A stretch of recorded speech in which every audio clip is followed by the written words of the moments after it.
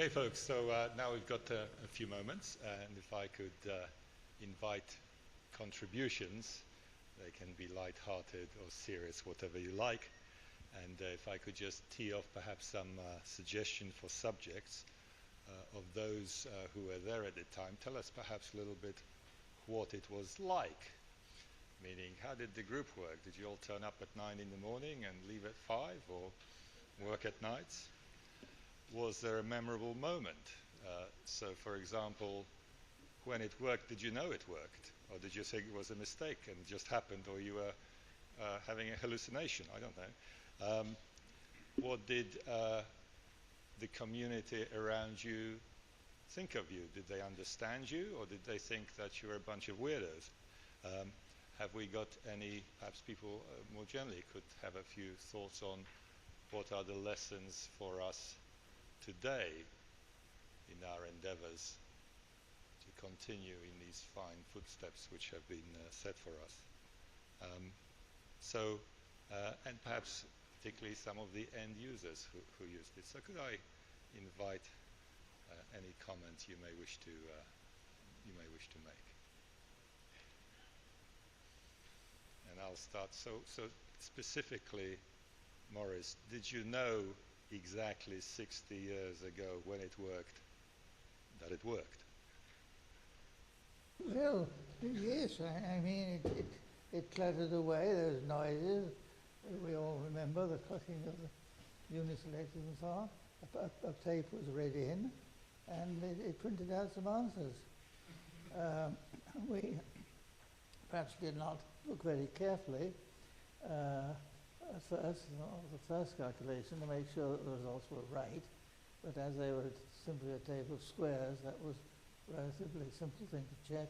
The second task was a table of primes, and that was perhaps a little more difficult, but no real problem. So we did, I think, knew it worked. Of course, as the days went by and it still worked, faults and errors had to be corrected, and I suppose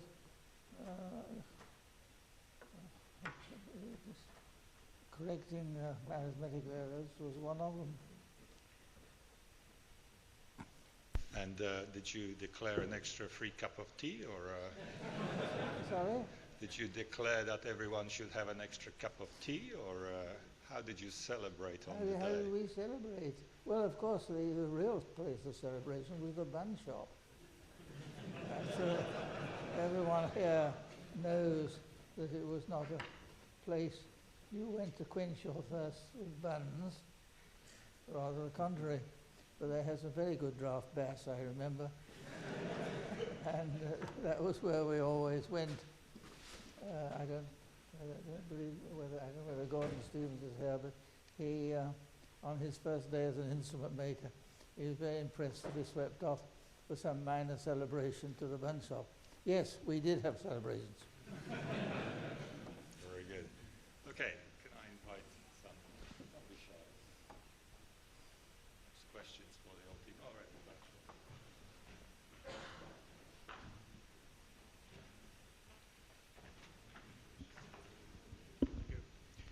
right. I used EDSAC 2 10 years after EDSAC 1, 1958. I started working with Professor Wilkes, Maurice there, and some of you may have heard of repetitive strain injury, people who claim to use keyboards.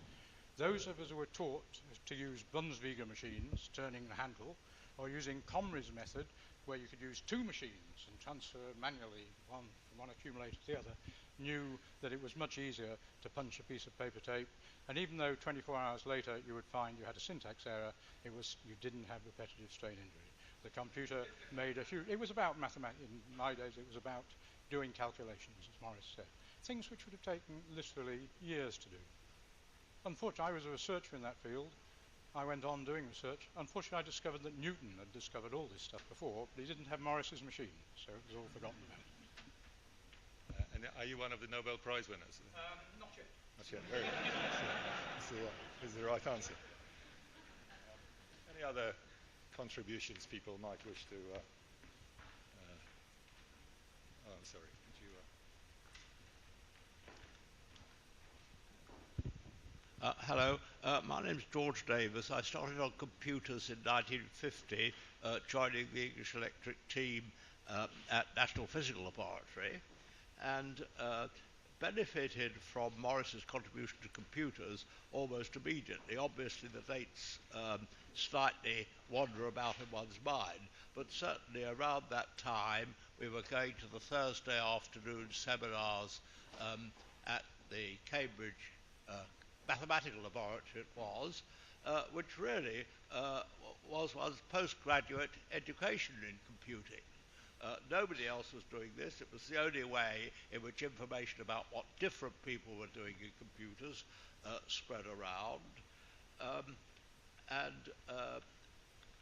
That was a great benefit. And I remember years later, because I got to know Maurice along with other people during a celebrated trip to Australia to a conference in Adelaide in 1957.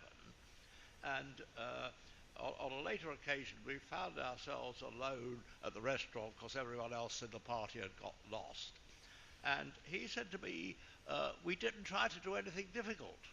And I thought, no, just get the first computer in the world working. He didn't try to do anything.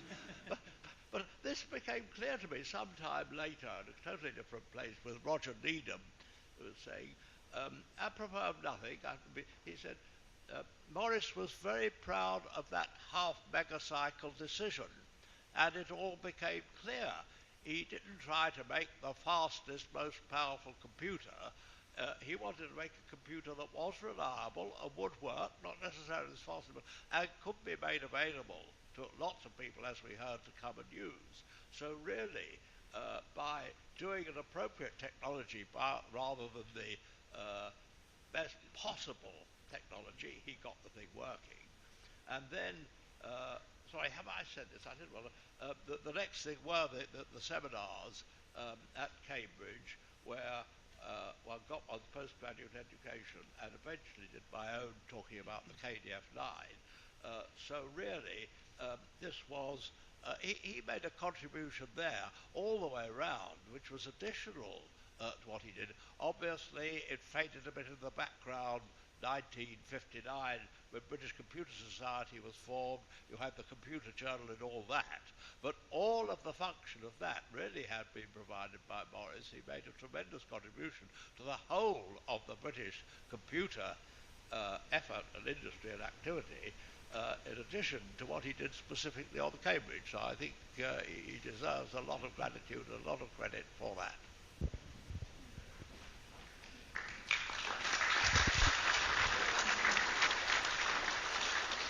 We have good fortune of calling him Sir now, so that's okay. Any other lovely contributions like that?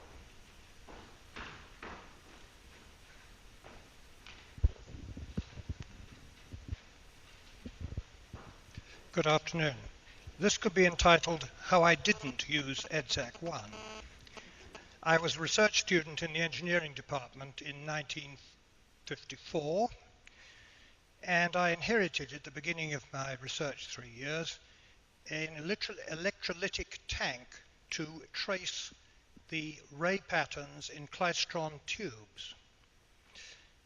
The obvious thing to do was in some way or other to use EDSAC to compute, and if possible get rid of the actual experimental stuff completely. That was really wetware. However, I was discouraged from doing that and instead invited to design my own very special purpose digital computer to do this work. And I was encouraged by the argument that special purpose digital computers, especially in engineering, were really the future, and general purpose computers didn't really look as though they had as bright a future. How wrong can you be advised?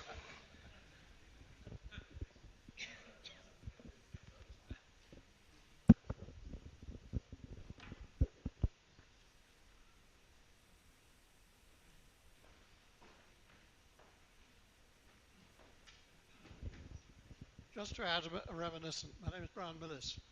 I did the diploma course in 1955-56, so towards the end of EDSAC's life. but I recall the sort of short sessions when you had to get your thing working in 5-minute slots. And I recall being very privileged, I felt, when I was allowed to use the computer at night by Eric Much, who was at that time, I think, in charge of the looking after the machine.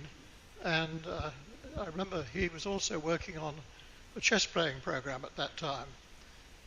Sadly, he died very young, which is very sad. He was a very nice person.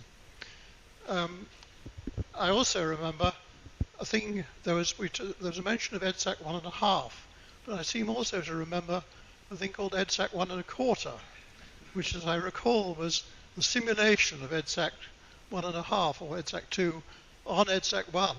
Obviously rather slow, but nevertheless allowing some development to be done about that time.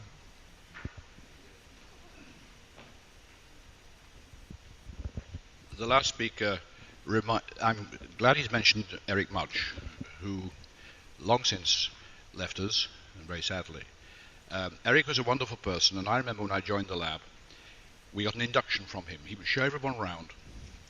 The whole place, we were showing them, we met people and so on, and he said, in this department, remember this was the late 50s, we all call each other with our first names, except Mr. Wilkes is Mr. Wilkes.